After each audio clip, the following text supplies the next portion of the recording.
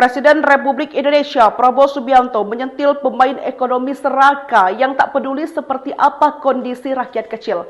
Prabowo menyatakan pemain ekonomi tersebut punya agenda menghisap kekayaan Indonesia seperti menghisap darah. Dalam ekonomi kita menghadapi pemain-pemain yang punya agenda lain daripada kita, kata Prabowo saat sidang kabinet paripurna di Istana Jakarta Rabu 6 Agustus 2025 dilansir dari Kompas.com. Prabowo menekan bahwa mereka yang duduk di kursi pemerintah bukanlah anak kecil. Kepala negara pun menginginkan kepada para pemain tersebut bahwa pemerintah tidak bisa ditipu dan dibohongi. Saat itu ia menyoroti persoalan pangan yang menurutnya terus mengganggu Indonesia. Meski begitu, ia menyebut pemerintah kini bisa menangani masalah pangan dengan cepat. Prabowo pun menyampaikan terima kasih kepada Menteri Pertanian, Kejaksaan Agung, Kepolisian Negara Republik Indonesia, Tentara Nasional Indonesia, dan Menteri Keuangan yang dinilai berhasil bekerjasama menyelesaikan persoalan tersebut. Pemain-pemain di ekonomi ini ada yang niatnya hanya cari keuntungan sebesar-besarnya, tidak peduli rakyat. Alhamdulillah dengan langkah-langkah yang cepat dan terus terang saja dengan transisi yang baik antara Presiden Joko Widodo dan saya, kita bisa dalam posisi sekarang, produksi pangan kita bisa saya sampaikan berada dalam kondisi yang aman dan kuat. Terima kasih kepada semua pihak yang mencapai ini.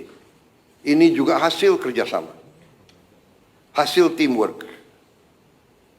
Menteri Pertanian dibantu oleh menteri-menteri lain, didorong oleh Menteri Keuangan, dibantu oleh TNI dan polisi, juga kejaksaan. Karena dalam ekonomi kita menghadapi pemain-pemain yang punya agenda lain daripada kita. Pemain-pemain di ekonomi ini ada yang niatnya hanya cari keuntungan sebesar-besarnya, tidak peduli rakyat kondisinya kayak apa. Bila perlu, rakyat dimiskinkan terus agar mereka bisa mengisap kekayaan kita, bagaikan mengisap darah. Ada.